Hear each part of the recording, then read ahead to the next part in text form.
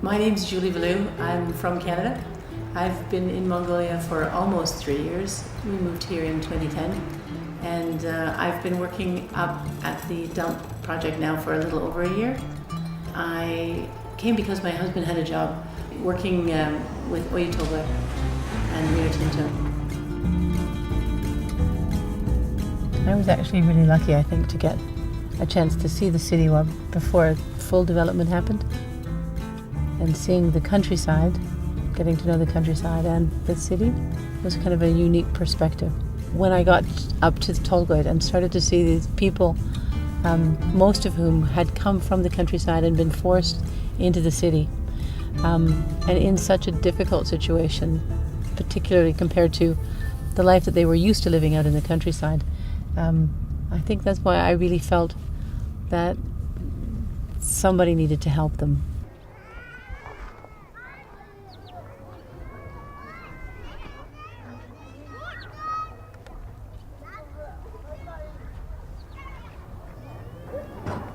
Намайг Сарна гэдэг би 24 дэх хоон дээр 12-3 жил амьдарч байна. Тогоос энэ хогийн цэг дээр хоонд амьдардаг байсан. Бид нэр хог ухдаг бол дараачийн хүүхэд яг хог ухдаг болох гээд тэгээд өөрөөр амьдрээ гэж бодоод энэ ч ингээд амьдарч байна. 18-аас 5 насны 5 хүүхэдтэй. Хүүхдүүдтэй аль болохоор сайхан мэрэгчлээ, сайхан амьдралтай бидний энэ хэцүү амьдарч байгааг л битгий үзээсэй. Тэгээд гайгүй мэрэгчлээ, гайгүй сургуультай л хүмүүс олоосаа гэж бодож байгаа. Энэ хоёрын маань дандаа хөдөөнөөс шилжиж ирсэн. Тэгээд зарим нь болохоор бүр мин ядуу. Ер нь ихэнх нь хог руу явдаг. Тийм айлууд л энэ хавьд байна. Тэгээд энд хүүхдэд зоддог хүмүүс байна. Хүүхдүүдийнхэн олж ирсэн мөнгөөр архитдаг хүмүүсүүд байна. Тэгээд дээрээс нь арх уучаад авгаа хүүхдэд зодох асуудал амар их байна. Хүүхд ер нь дандаа энд ер нь хурц хэрэглэх тунд амьдарч байна да. The jump from living as a traditional herder to, losing all your livestock and having to come into the city just because there really is no way to make it in the country. You'll starve to death without any animals. So coming into the city and these are really competent, capable people. They're just not from the city, so the skills that they have don't translate very well to their life here. So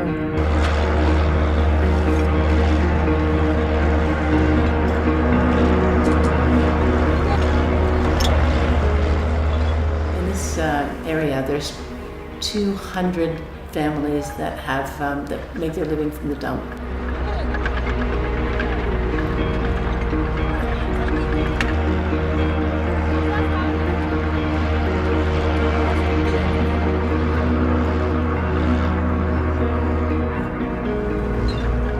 When I first came up and met my local NGO contact, Baska, he'd been working up here at Tolgoit for 5 years or 6 years. And we started to see the tremendous need and the tremendous hardship that the kids are under. Well, all of the families, but particularly the children. Би Сунгаахын 24 дугаар хороонд орсон суудаг. Манайх ам бол дөрвөлөө амьдардаг. 0-оос 10 насны 2 хүүхэдтэй. Би энэ Улаанчуулгын хогийн цаг дээр 15 жил ажиллаж амьдарч байна. Би бол одоо өөрөө илгэний сироцтой, илэг муутай. Манай нөхөр бол одоо зүрх муутай гэртээ байдаг.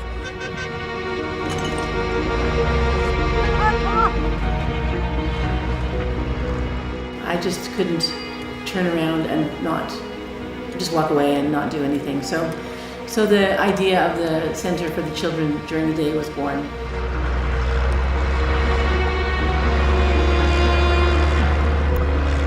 Шинжлэгийн баасан ч гэдэг. 3 дүүтэй, нэг охинтой, ээжтэйгээ 3 дүүтэйгээ хамт амьдардаг. Эмээтэйгээ үйдэг. Яг энэ хогийн зүгтээс нэг хэдэн дүүрэг болно. Тэгээд хоолунд мундаа зарцуулаад тэгэл тэр нэг хэн болдомдөө. Харуугаас л би өөрөө хогохч бас эцэг хоёроо тааж явж хогохдаг байсан. Би хүүхэд байхдаа л ганцхан удаа сургууль сурж үзсэн. Тэгээ нэг юм амьдрал байж л байна.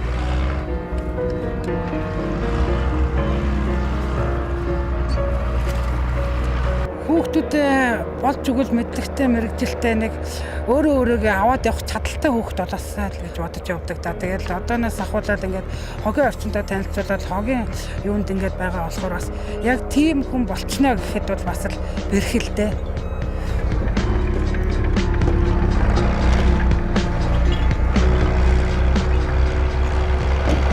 Unacceptable. So we're going to change that. We hope that's the plan. Хүүхдүүд чинь миний аав, миний ээж юу хийдүүлээ гэдгийг бас мэдж байгаа.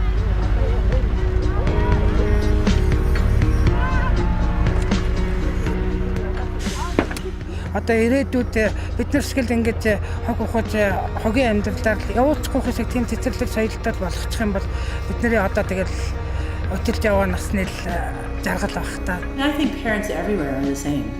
I mean, and that's what I really wanted to provide here is the same thing that I would have given to my kids. You know, I didn't want it to be what you would give to somebody from a developing nation sort of thing. I thought if I'm going to provide something for kids to grow and develop with, I want it to be something that I would be happy for my kids to be at as well. Тийм цэцэрлэг манай тэр хажуудалд барьсан одоо үйл ажиллагаа нэгдэн хөөгшөдүүдийг цэцэрлэг тавна. Тэгээд бас тэр чинь хүүхдэд бас юм хум зааж өгнө. Хүүхдүүд тэрийгээ сураад за ингэж болдго юм байна. Өшөөж хайшин сураад сурсан юм амжилтанд хүргэж чадвал бид нэр эцэгхийгээ сайхан амьдруулж чадна гэж хүүхдүүд хойштой бодох байх.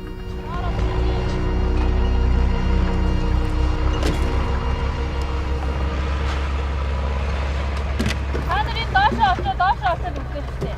Цэцэрлэг нээлж байгаа заяа. 6 сарын 1-нд төгсгөл авчаа.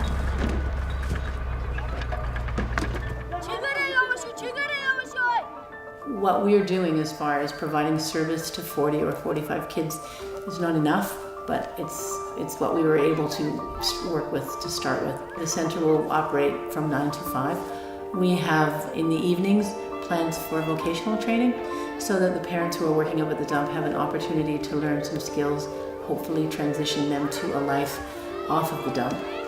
We're really hoping that this also gives the community a sense of community, a sense of value, a sense of importance, some place where they can convene, some place where they can get together.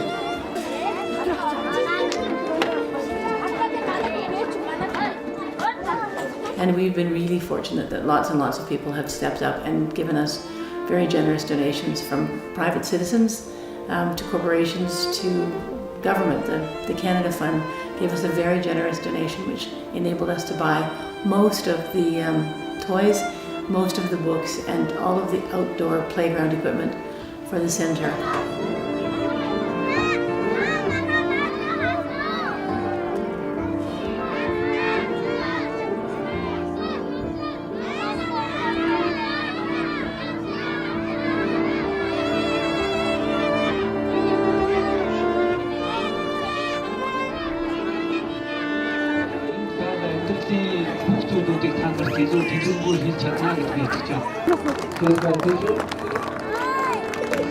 I just first would like to thank Buckendorf for his beautiful heart. I would like to thank Sue Cruz, our executive director for the foundation, who has worked tirelessly, and of course, Canada Fund.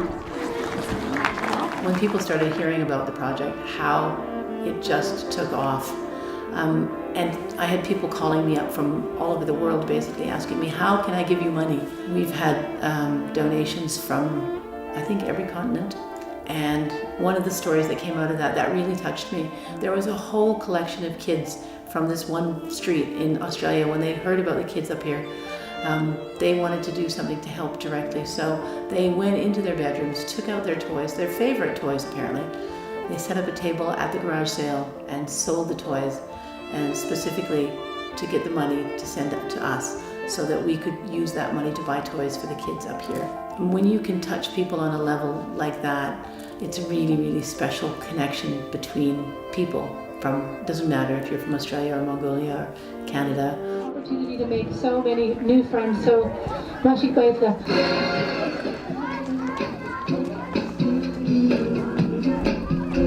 When marimba rhythms start to play, dance with me, make me swing, like the lazy ocean hugs the shore, hold me close, sway me, like a flower bending in the breeze, round with me, sway with me, tell me that you have a way with me, sway with me, sway with me.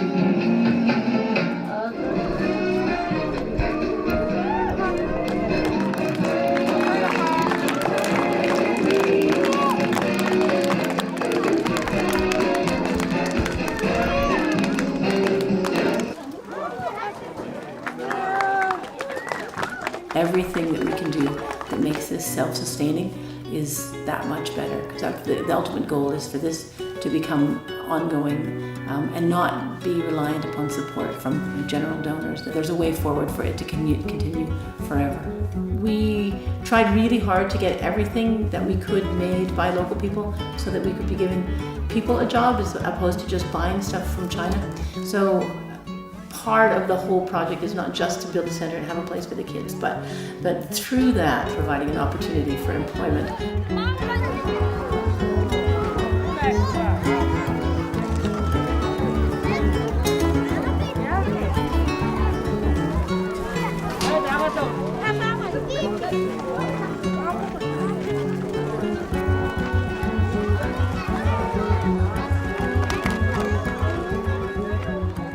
My husband grew up, he's an orphan.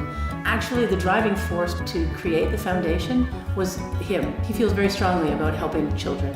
When we got here and I told him that that I had been up into the dump and I'd seen these kids and it was awful and we needed to do something, he was like, well, let's do it then. I don't want this to be, I'm coming here and I'm going to do this, I'm going to do that. What I want it to be is we're going to provide a venue that you guys are going to be able to use to improve your lives in a fashion that works well for you.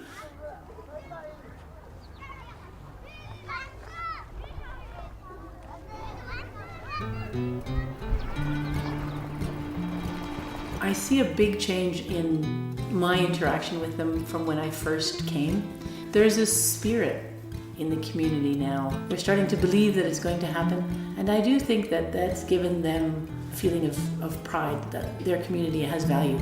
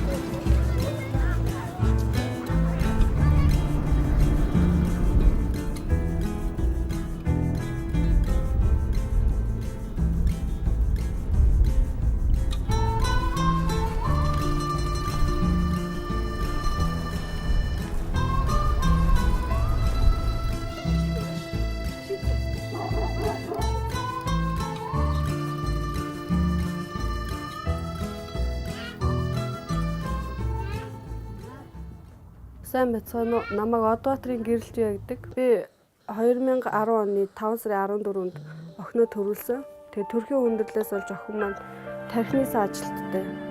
Хүнд хэлбэрийн тархинаас ажилттай болсон. Тэрнээс хойш би охиноо гэртээ хараад 3 жил болсон.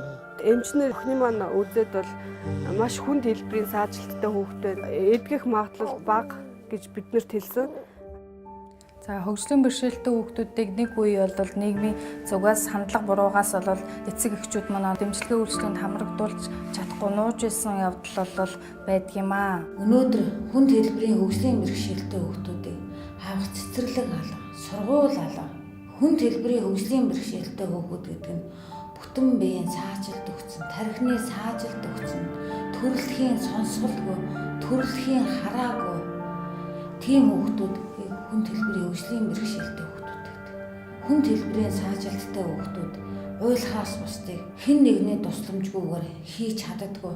Бусад үйл хөдлөлийг хийхэд хэн нэгний тусламж, хэн нэгний нэмжин сэтгэл, хэн нэгний сэтгэлийн тэнхээд эднэрт хамгийн их хэрэгцээтэй байдаг. Бэрхшээлээ даван туулахын тулд хэн нэгний туслалцаа хэрэгцээтэй байдаг учраас надад туслаач гэж тэд уйлдгийг.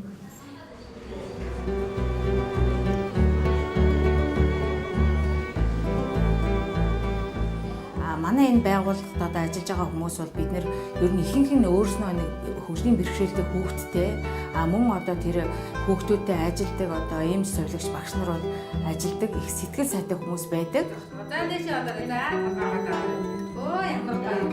Канад санд бид нар хүсэл тавиад дорн аймгийн хэмжээнд 2011 онд хөгжлийн бэрхшээлтэй хүүхдүүдийн судалгааг бүрэн хэмжээгээр хийж чадсан.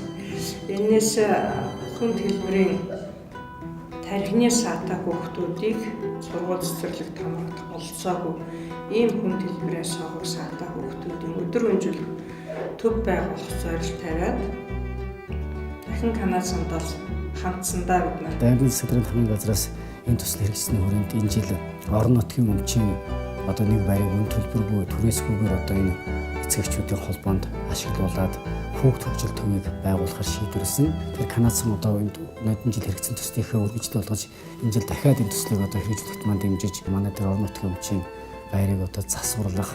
За тэр байрын дотор гал тогооны хэрэгсэл, за хүүхдүүдийн сэргийн засах эмчилгээний тоног хөрөмжүүдийг худалдан авахд зориулж 35 мянган долларын тусламж үзүүлсэн байна. Өнөөдөр бид нар нэг ээлжинд 10 хүүхд хүлээж авах. Өдөр өнжүүлэх нөхөн сэргийг төрийн үйл ажиллагаагаа эхлээд 2 дахь ээлжийн аваад ажиллаж байна.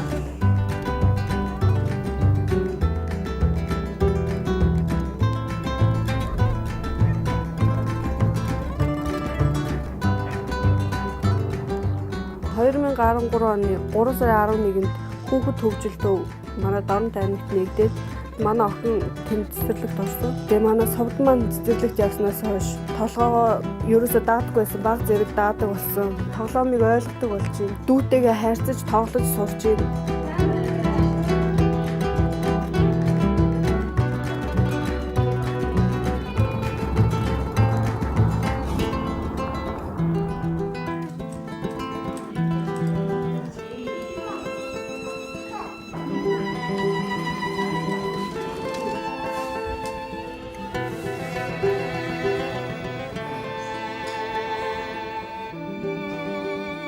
Тэд өнөөдөр өөрснөө хоолоо идэж чадахгүй, бизнес чадахгүй зэрэгээс болоод аав ээж хоёрынх нь асран хамгаалагчийн аль нэг нь хүүхдээ өдрийн 24 цагаар харддаг.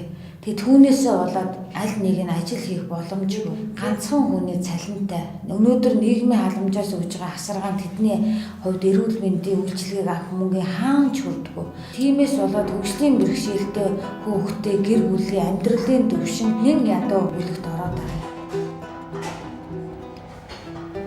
Бид нэр 2012 оны 10 сард интернетийн Канад сангийн вебсайтнаас ингээд жижиг төслүүдийг зарлж байгаа, тэтгэлгийн төсөл зарлж байгаа мэдээллийг олж үзээд тэгээ энд төсөл бичиж оролцсон. Сарын дараа биднэрт манай төслийг дэмжихээр боллоо гэсэн хариу ирүүлээд 11,258 Канад доллартай тэнцэх хэмжээний санхүү болгосон. За энэ санхүүгээр бид нэр 12 ширхэг иж бүрэн аядлын тоног төхөөрөмж худалдаж авсан. Нийтдээ нэг дороо зэрэг 15 хүн ажиллаж болох тийм ажлын байр бий боллоо гэсэн үг. Бас энэ тэтгэлгээр бид нар ажлын байрныхаа анхан шатны жижиг засварыг хийсэн, бас эхлэлийн жижигхэн хэмжээний тийм эргэлтийн материал бас худалдаж авсан. Загвараар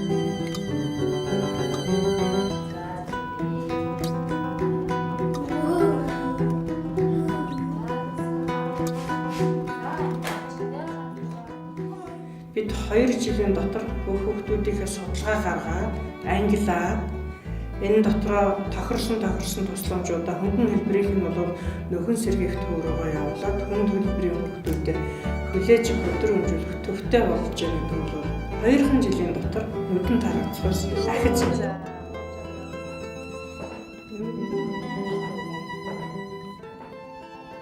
Төсөл маань хэрэгжээд хэдийгээр бага хугацаа өнгөрсөн боловч энэ богинохон хугацаанд манай дээр нэлийн хэдэн бодиттой үр дүнгууд бол гарсан байгаа. Үүний нэг нь хүнд хэлбэрийн хөгжлийн бэрхшээлтэй хүүхдийг одоо эрхийг хамгаалах, тэдний нийгэм хам олонхонд хөгжүүлэх, хүүхдээ харж хөгжих, мөн тэднийг өөрөө өөртөө үйлчлэх чадварыг эзэмшүүлэх гэж ийм сайхан амжилтууд бол бас зүрхжээсээ гарч ирсэн байгаа.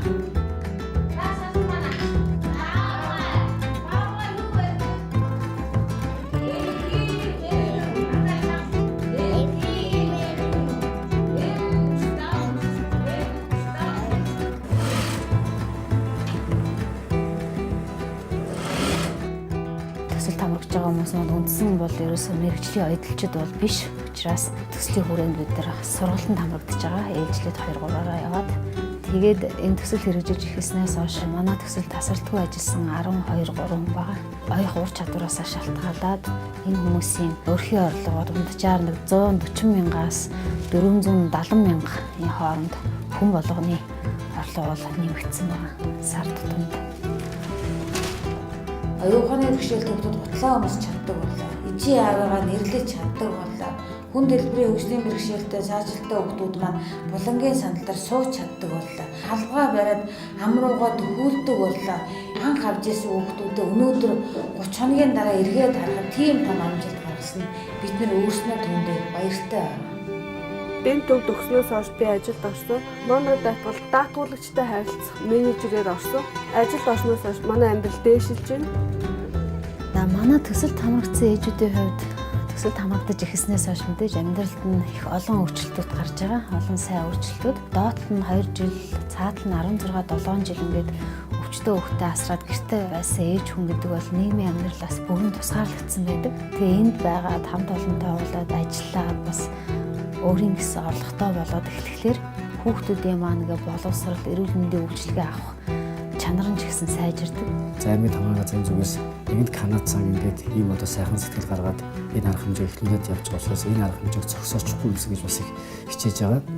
За эх онд улсын төсөв дээр энэ одоо хөгжлийн бэрхшээлтэй хүүхдүүдэд зориулсан одоо нийгмийн хамгааллын, эрүүл мэндийн нөхөн сэргээх хэмжлэгийн зорилттой байр барьж өгөхөр болсон улсын төсөв 400 гаруй сэдвүүд тавигдсан байгаа.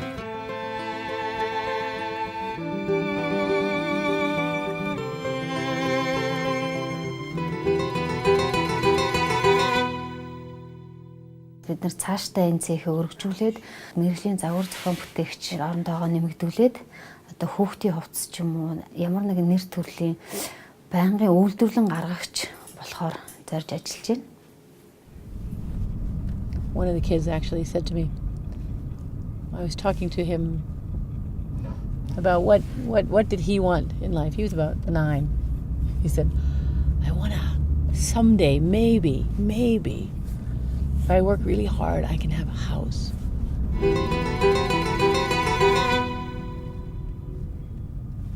So, you know, he was about 9 years old. But that's really great. He's dreaming the dreams that all kids dream. And, you know, if you have the dream, then you have something to work with. You can move forward from there.